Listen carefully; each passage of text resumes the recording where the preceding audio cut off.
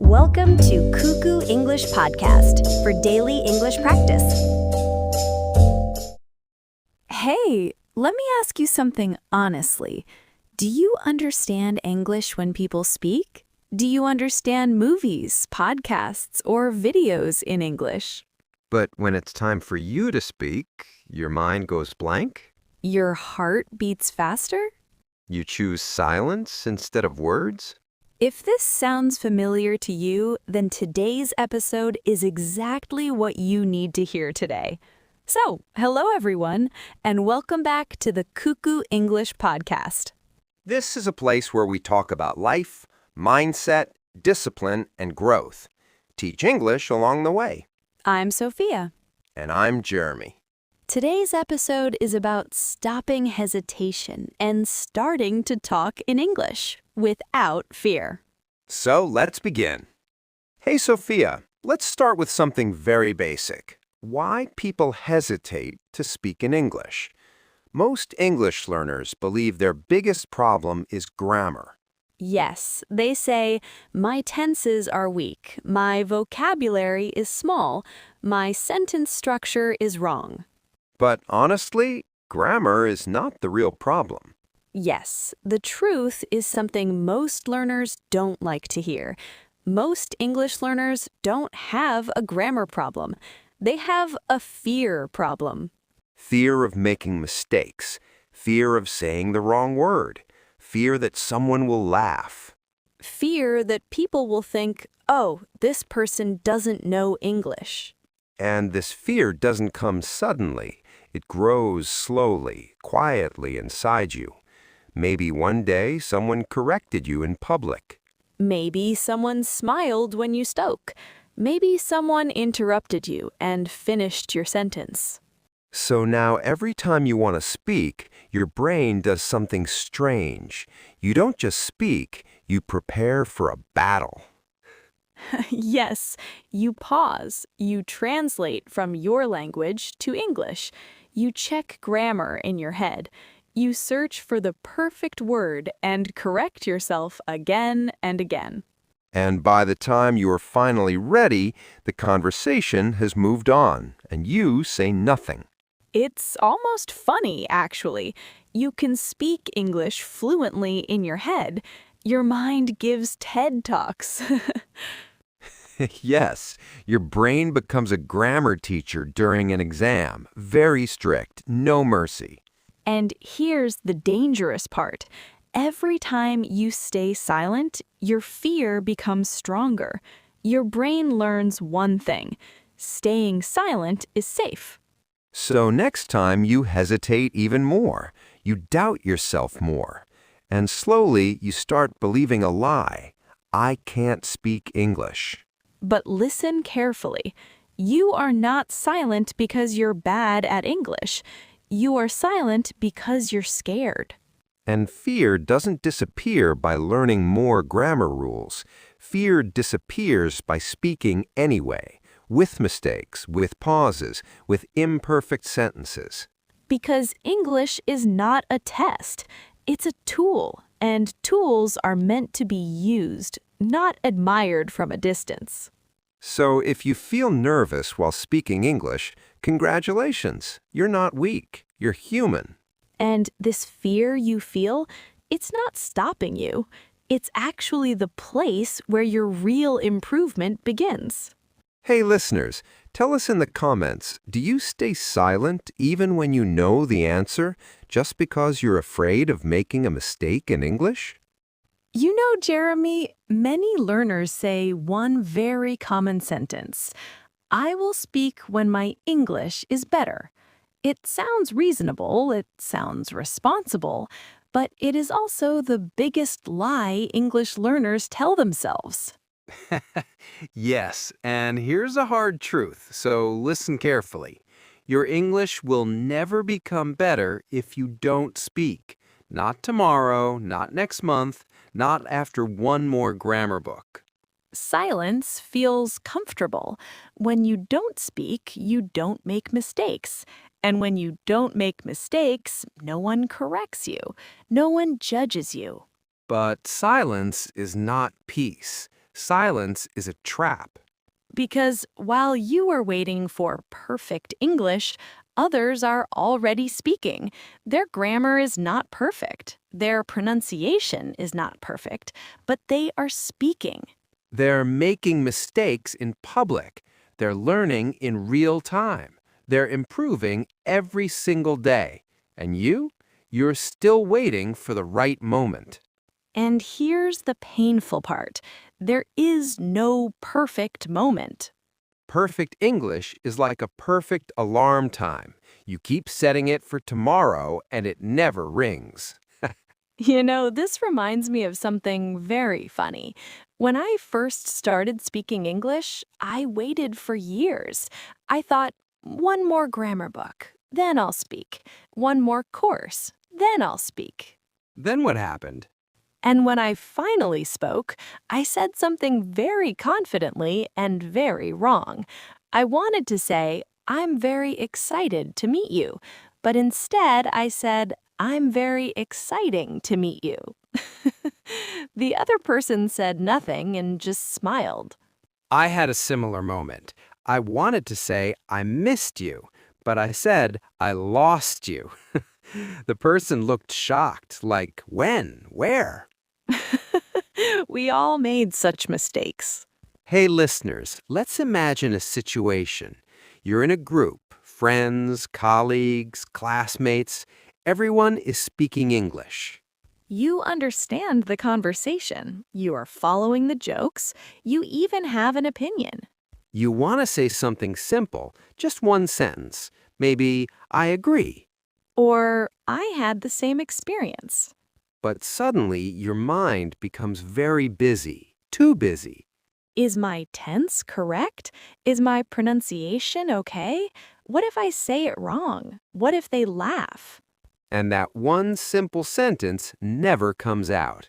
And then someone else speaks. The topic changes, the moment disappears. And you tell yourself, it's okay, I'll speak next time. But next time, the same thing happens. This moment happens to millions of English learners every single day. If this sounds familiar, listen carefully. You are not weak, you are not stupid, and you are definitely not alone. Now, let's pause for a second, and we want you to answer honestly. Have you ever stayed silent even when you knew exactly what to say? Have you ever told yourself, next time I will speak, but didn't? And right now, are you waiting for better English instead of using the English you already have? If you said yes to even one of these questions, then don't just think about it, write it in the comments. Write one sentence you were afraid to say, or write one mistake you remember making. Because hesitation grows in silence. So end this hesitation now.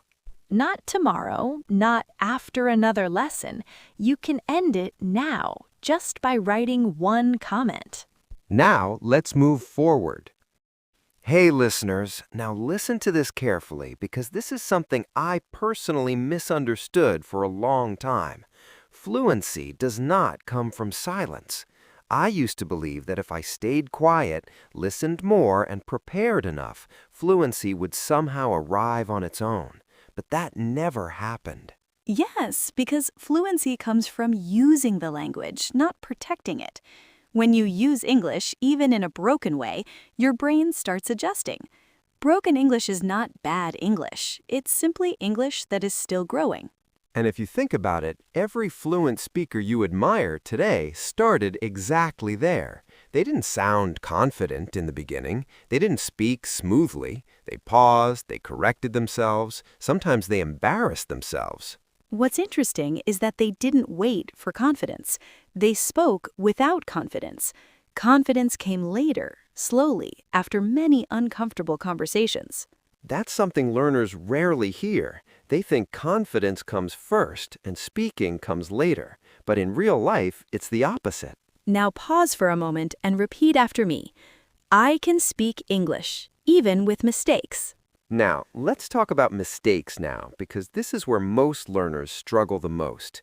I know people who understand English very well, but they avoid speaking just because they hate making mistakes. I was one of them. Every mistake felt like proof that I wasn't good enough. But later, I realized something important.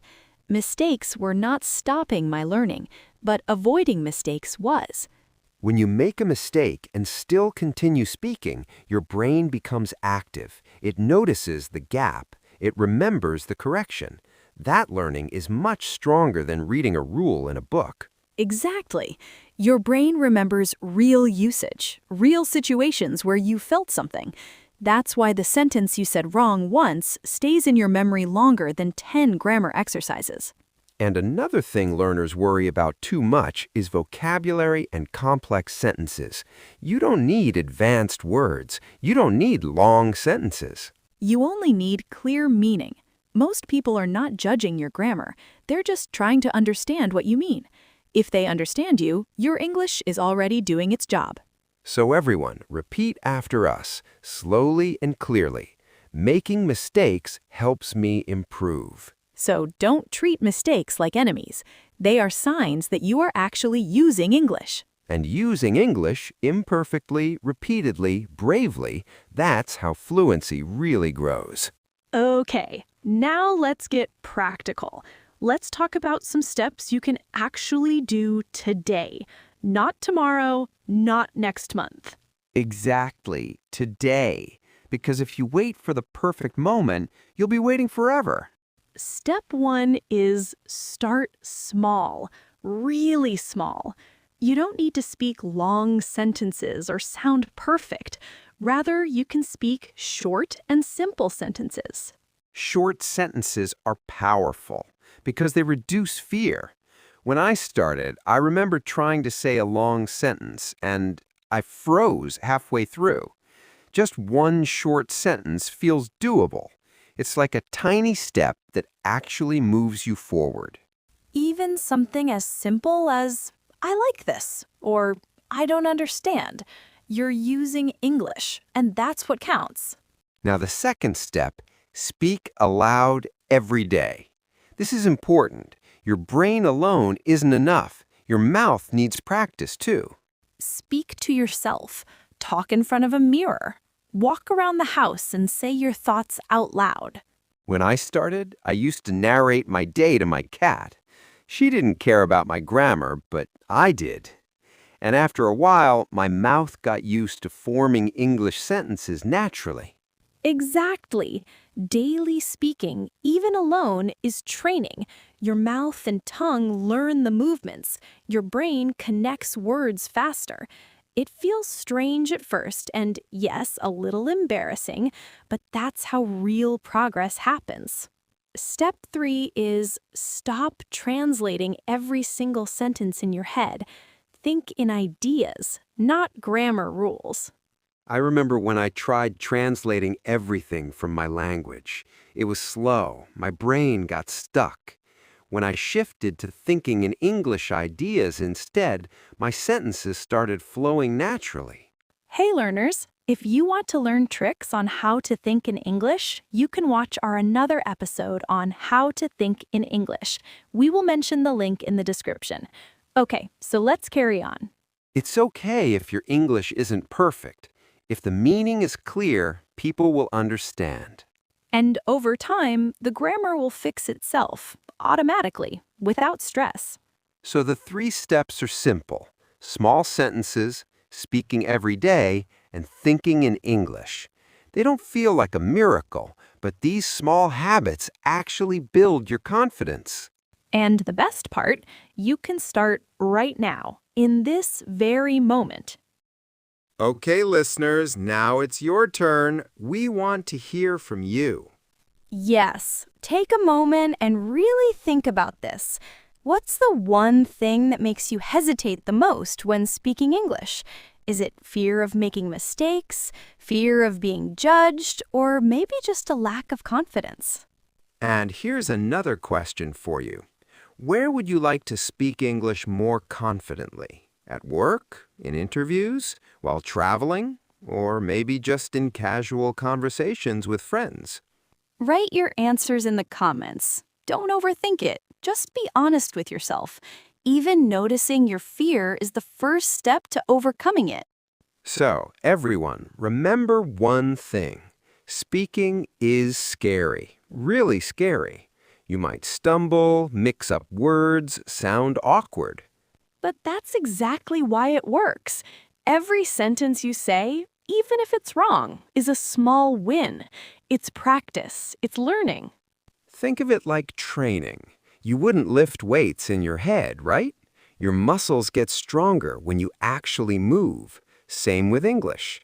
Okay, one last time. Repeat with us, out loud.